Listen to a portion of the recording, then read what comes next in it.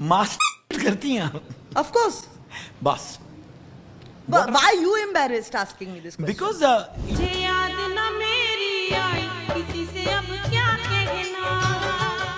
एक औरत जिसने शाहरुख खान को नचाया, एक औरत जिसे फराह खान ने खुद तराशा, एक औरत जो करोड़ों बच्चों की माँ बन गई बिना शादी किए और 51 साल की उम्र में सिंगल, स्वैगी और सुपर हिट। ये कहानी है गीता कपूर की, जिन्हें पूरी दुनिया जानती है गीता मान के नाम से। लेकिन आज हम वो किस्से सुनाएंगे जो शायद आपने कभी नहीं सुने। तैयार हो तो चलते हैं। भाइयों और बहनों, एक सवाल, क्या आपने कभी किसी को टीवी पर देखा हो और मन में आए कि यार ये इंसान असली में भी बिल्कुल ऐसे ही होगा, एकदम दिल से, एकदम जोश से, एकदम अपना वाला? तो वो इंसान है गीता कपूर, जो बच्चों को प्यार से बेबी बोलती है, जो डांटती है तो भी दिल खुश हो जाता है, और जिनकी जिंदगी भाई किसी बॉलीवुड फिल्म से बिल्कुल कम नहीं है। आज की इस वीडियो में हम बात करेंगे गीता माँ के संघर्ष की, उनके प्यार की, उनके विवादों की, और उस एक सवाल की जो हर कोई पूछता है, गीता मान ने आज तक शादी क्यों नहीं की? जवाब आपको चौंका देगा। लेकिन पहले शुरुआत से शुरू करते हैं। साल 1973 था और जगह थी मुंबई की वो भागती दौड़ती गलियां। महेंद्र नाथ कपूर और रानी कपूर के घर में 5 जुलाई को एक नन्ही सी बच्ची ने जन्म लिया। नाम रखा गया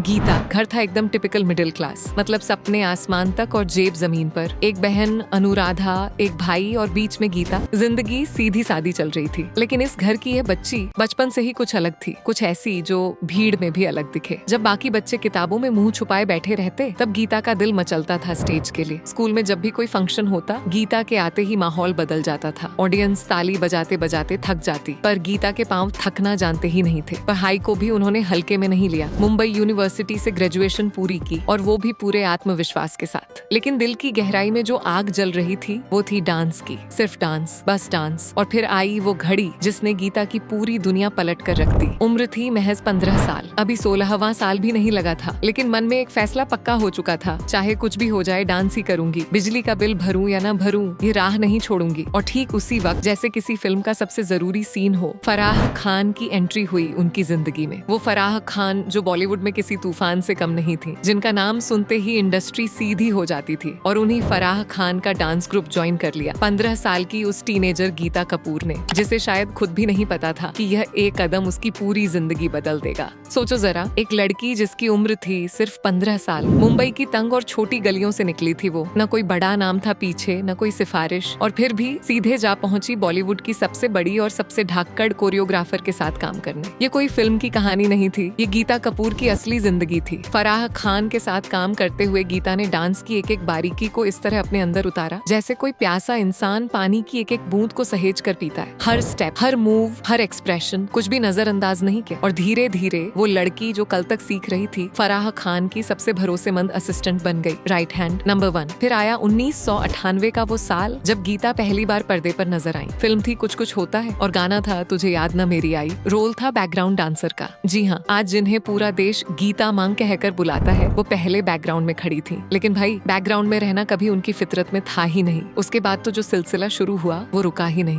दिल तो पागल है, मोहब्बतें, मैं हूं ना, ओम शांति ओम, एक के बाद एक ब्लॉकबस्टर फिल्मों में गीता ने फराह के साथ मिलकर ऐसा कमाल किया कि पूरी इंडस्ट्री की नजरें उन पर टिक गईं। हर गाने में उनकी छाप, हर डांस में उनका जादू। और इसीलिए आज भी गीता फराह खान को अपनी दूसरी माँ मानती है, क्योंकि फराह ने सिर्फ मौके नहीं दिए, उन्होंने यह भी सिखाया कि इस चमकदार लेकिन बेरहम इंडस्ट्री में कैसे टिका जाता है, कैसे जिंदा रहा जाता है। फिर आया साल 2000, और इस बार गीता अकेले मैदान में उतरी। फिल्म फिजा से उन्होंने एक इंडिपेंडेंट कोरियोग्राफर के तौर पर अपनी अलग पहचान बनाई। उसके बाद अशोका, साथिया, हे बेबी, और वो तमाम गाने जिन्होंने पूरे हिंदुस्तान के डांस फ्लोर को हिलाकर रख दिया। गीता की स्टाइल थी क्लासिकल और मॉडर्न का ऐसा अनोखा मेल कि देखने वाले बस यही कहते रह गए, ये डांस नहीं है भाई, ये तो सीधा जादू है।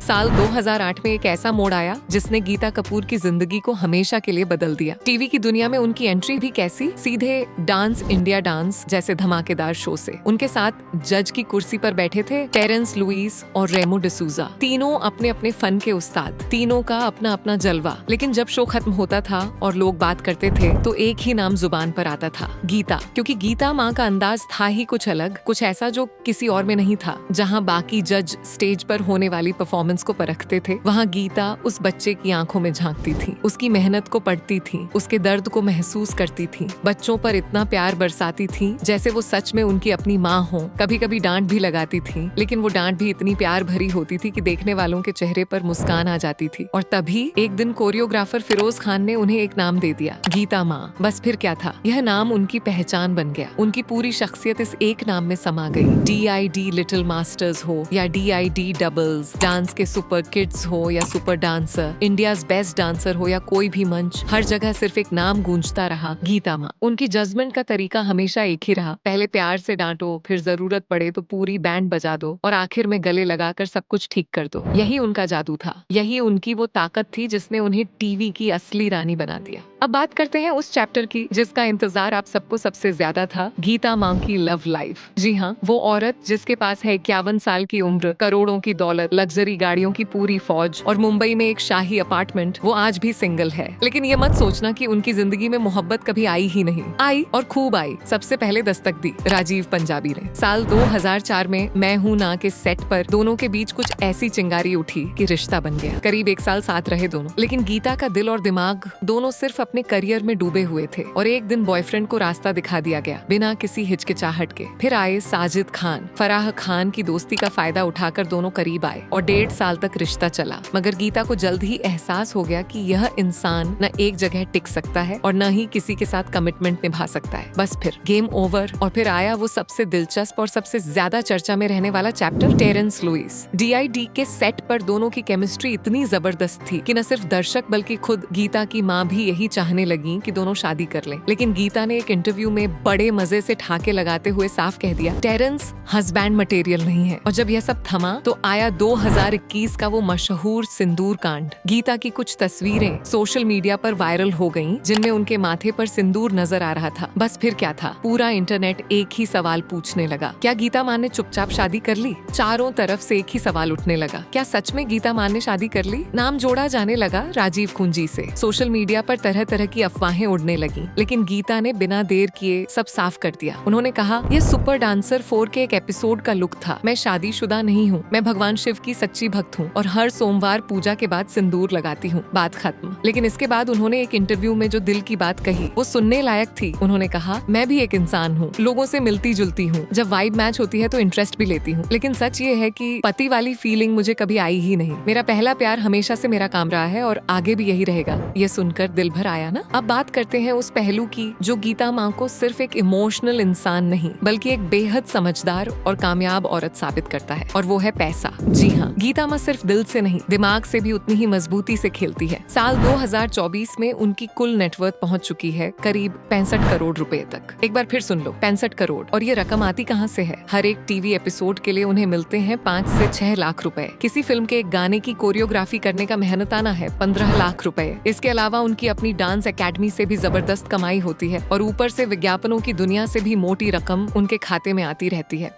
मुंबई के सबसे महंगे इलाके में उनका एक ऐसा आलीशान अपार्टमेंट है जिसे देखकर आंखें चौंधिया जाएं। और गाड़ियों की बात करें तो ऑडी Q7, रेंज रोवर और BMW X7 तीनों एक साथ उनके गैराज में खड़ी हैं। यानी नाम हो, दौलत हो, स्वैग हो या फिर कोई विवाद, गीता माँ हर मोर्चे पर एकदम फर्स्ट क्लास है। ये वो औरत है जिसने अपनी जिंदगी कभी किसी के सहारे नहीं जी बल्कि अपने दोनों हाथों से अपनी दुनिया खुद बनाई, और यही उनकी सबसे बड़ी, सबसे असली और सबसे खूबसूरत जीत है। दोस्तों, ये कहानी सिर्फ एक कोरियोग्राफर की नहीं है, ये कहानी है उस छोटी सी लड़की की जो मुंबई की एक तंग गली से निकली थी, जिसकी जेब में पैसे नहीं थे लेकिन दिल में एक आग थी डांस की, जिसने जिंदगी में कभी किसी के आगे घुटने नहीं टेके, जिसने हर फैसला अपनी मर्जी से लिया और हर कदम अपनी शर्तों पर रखा। शादी नहीं की, कोई बात नहीं, करोड़ों बच्चों की माँ बन गई। कोई हमसफर नहीं मिला, कोई बात नहीं, खुद ही अपनी पूरी दुनिया बसा ली। और जब उनकी माँ इस दुनिया से चली गई तब भी वो टूटी नहीं, बल्कि उन्होंने कहा, माँ से वादा किया था कि कुछ बड़ा करूंगी और उसी वादे को आज भी पूरा कर रही हूँ। यही है असली गीता माँ, रियल, रॉ और बिल्कुल बेबाक। तो अगली बार जब किसी डांस शो पर वो चेहरा दिखे जो बच्चों को प्यार से बेबी कहती है, तो एक पल रुककर सोचना कि उस एक मुस्कान के पीछे कितनी मेहनत है, कितना दर्द है और कितनी बड़ी जिंदगी है। अब आप ही बताइए दोस्तों, क्या सच में शादी के बिना भी जिंदगी मुकम्मल हो सकती है, या गीता माँ को अभी भी अपने किसी मिस्टर परफेक्ट का इंतजार करना चाहिए? अपनी राय नीचे कमेंट में जरूर लिखो। अगर ये वीडियो आपको पसंद आई तो लाइक करना मत भूलना, चैनल को सब्सक्राइब करो और इस वीडियो को उस दोस्त तक जरूर पहुंचाओ जो गीता माँ का दिल से फैन है। मिलते हैं अगली वीडियो में, तब तक नाचते रहो, मुस्कुराते रहो और याद रखो, अपनी जिंदगी हमेशा अपनी शर्तों पर जियो।